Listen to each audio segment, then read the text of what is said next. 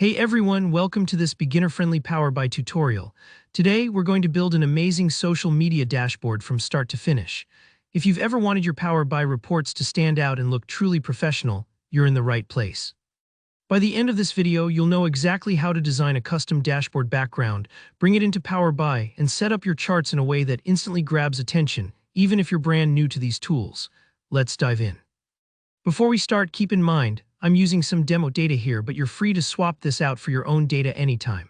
The focus is really on learning the design process, so don't worry too much if your numbers look a bit different.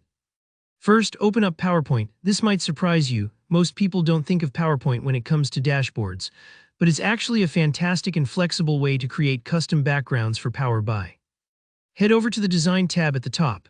Here, take a moment to pick out a background style that fits the vibe you want for your dashboard. Maybe you're going for a modern look, or perhaps something clean and minimal. That's totally up to you. This background sets the tone for your entire dashboard, so it's worth spending a minute here. Next up, let's build some structure. Click on Insert, then choose Shapes. Imagine you're arranging sections of your dashboard almost like pieces of a puzzle. Each shape you create can be a spot for a data card, a summary stat, or anything else you want to highlight. Take your time placing and resizing these shapes. Remember, colors matter. Choose shades that not only look nice together but also make your data pop. For example, soft neutrals for the background and bold colors for accent areas usually work well. And don't stress if you change your mind later. Design is all about experimenting. Now, add a text box to your layout by going back to Insert and selecting Text Box. This is a great spot to give your dashboard a title, something like Social Media Overview or maybe Facebook Analytics. Think of this like the cover of a book. It lets viewers know what they're about to dive into. Once your main background design is set, add a few more shapes to highlight exactly where you want your charts to go. Visualize where your line graphs, pie charts, and data summaries might be placed on the dashboard. This little bit of planning will make your report look cohesive and intentional once it's built out in Power BI. When you're happy with the layout, here comes the quick trick. Just take a screenshot of your slide and save that image as a JPEG or PNG file.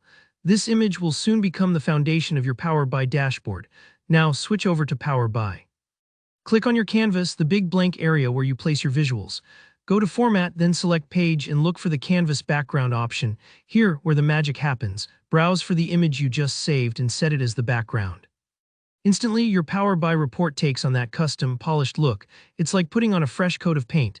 Now you can start adding your charts and visuals, placing them neatly inside the shapes you created in your background.